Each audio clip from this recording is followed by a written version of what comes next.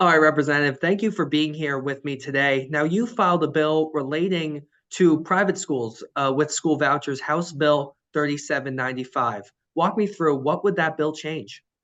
Yeah, so thank you so much for having me and for giving me an opportunity to talk about House Bill 3795. This is going to be a crucial piece of legislation as the legislature starts to break down and debate the conversation around educational savings accounts or vouchers for private schools in our state. And I actually got the inspiration from this bill from Arkansas, if you can believe it.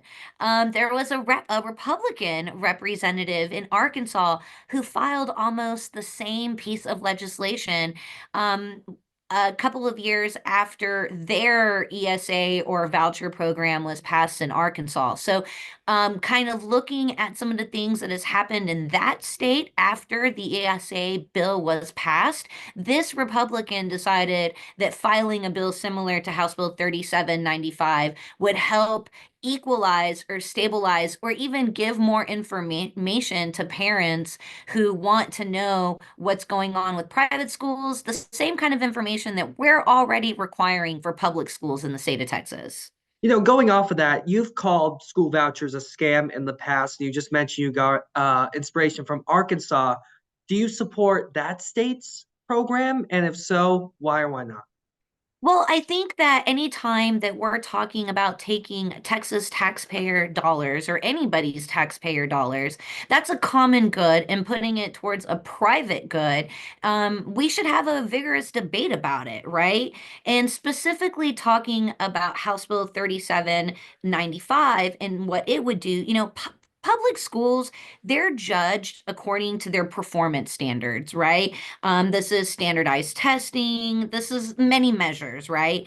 And so the Texas Department of Education, they make this information available to parents.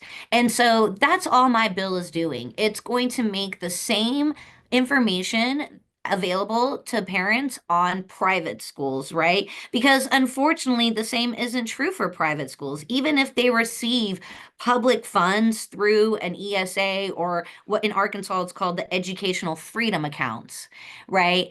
If they receive public funds through this voucher, they need to be held to the same accountability standards as our public schools. And so that's what this bill is all about, right? Private schools right now, they're allowed to conduct their own testing rather than using the STAR test or state standardized testing. And they don't have to publish those results. So my bill, that would be one of their requirements. And going off of that, just to be a bit more clear for our audience, that specific information you're looking to report, it involves testing. And what else did you mention? Well, it's actually a plethora of different things that is currently being required by our public schools, right? So it's anywhere from testing, the types of tests that are given, attendance, things like that. Because, like I said before, our private schools are not held to those accountability standards. And the reason why public schools are held to those standards is because they receive public funds. So essentially, if we're going to give public funds now to private schools, it would only make sense to make that information transparent. And I think parents actually would want to know as well, because that would tell them, is this private school a good private school for me to send my kid to? Now, some may say that the current school voucher legislation that's been put forward in the Texas legislature already has appropriate accountability measures. What would you say to that? Well, if I believe that, I don't think I would have filed this bill. Right?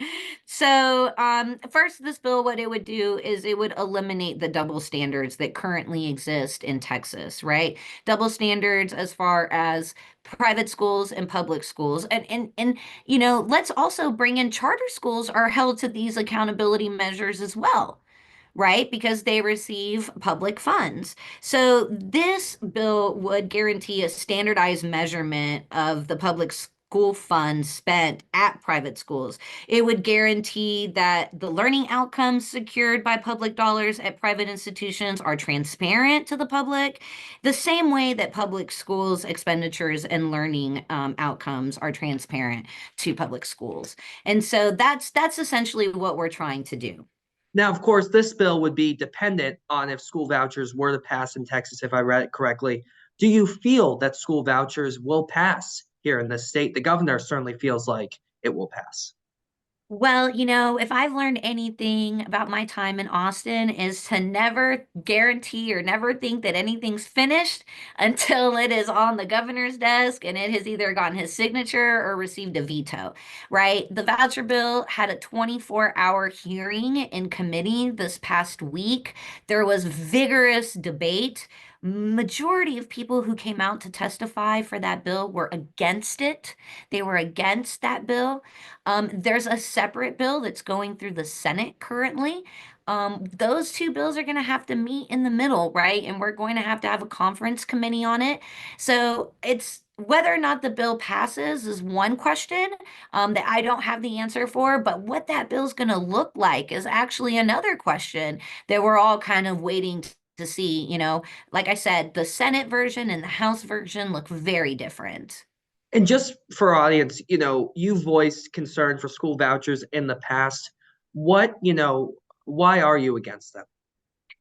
Well, look, I'm not against private schools. I went to SMU to get my master's degree, right? So I believe in all avenues of education for the people of Texas. And I believe in choosing where you want to go to school. But I think that there's a fallacy around this argument that these vouchers are our choice, right? School choice. It's really the school's choice. And my concern around taking Texas taxpayer dollars and putting them through private schools is that, a lot of these private schools don't take kids with disabilities. We heard that in the committee testimony. They don't take kids with hardships. And so, when we're talking about educating 5.5 million children, we need to make sure that we have an equal playing field. So that's one of my concerns. Also, the reason I filed this bill is another concern, accountability standards and transparency, right? So this bill would kind of help alleviate some of those concerns that people have about, well, private schools don't have to do these standardized tests that public schools have. And private schools don't have to be transparent about kind of their reporting habits, what their students are dealing with, how they're testing, graduation rates, and things like that. So that's all of this is trying to do is just create an equal playing field for all schools in the state of Texas. And like I said before, I'm not against private schools. What I'm against is taking Texas taxpayer monies, what essentially will be, by the end of the decade, almost 5, $6 billion. This has a small fiscal note of $1 billion the first year, but it does then balloon, and anybody can look at that from the fiscal note on these bills. So because there's no cap to it, because almost anybody can get this voucher, whether you're a struggling person in Dallas or an affluent person in North Plano, they're both equal on who can access this voucher. And so those are kind of some of my concerns when I look at the ESA bill. While I have you, I would like to get your take on one argument for school vouchers. I spoke with Representative Cody Harris of Palestine a couple months back. He was originally against them, but he said now he's for them. And one of those reasons was because of a testimony he says in Austin from a dad who said could not afford private school, but was not happy with the public school he was putting his kids in. What would you say to an instance like that, to that father who cannot afford private school and is not satisfied with the current public school system? Well, that's why we need to invest more in our public schools. The governor of Texas has withheld public school funding for almost, since 2019. was the last time we increased school funding. Texas sits at the bottom when we talk about per pupil spending. The state spending, not federal money, not these weights and measures that a lot of people want to talk about. The actual amount of money that the state of Texas is investing per pupil, we're at the bottom of the list, right? When I think about an individual like this gentleman who was having a hard time paying for private schools and found his public school wasn't sufficient, the first thing I think about is just our need to fully fund public education. And the second concern I have is there's nothing in the ESA bill, the voucher bill, that would prevent private schools, I'm sorry, that would prevent private schools from raising their tuition. So just because today the voucher is $10,000 and this man could afford to send his kid to a private school for $10,000, which I've never seen a private school that only costs $10,000 in my district. They tend to cost upwards to 15, 20, some even $30,000. But even if there was a school that would accept the $10,000 voucher that this man might need to send his kid to a private school, there is nothing in this bill that says that they cannot up the tuitions on these private schools. And when you're talking about a for-profit school, I mean, why wouldn't they? Why wouldn't they increase the tuition? On top of extra fees that there's needed for transportation, if the kid wants to play extracurricular sports or join any other extracurricular activities. Those are all extra fees when it comes to private schools. Now, let's say House Bill 3795 were to pass. What impact you feel it would have overall?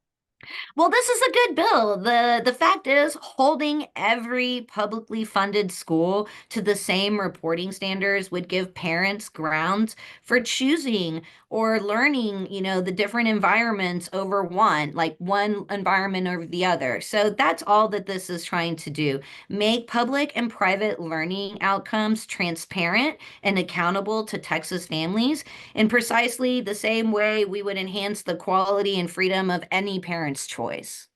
And in your district, have you heard any of your constituents voice support for or against this bill in particular? This is actually kind of a new bill, so I really haven't heard much, but I'm sure I'm going to hear about it now that we're doing this interview.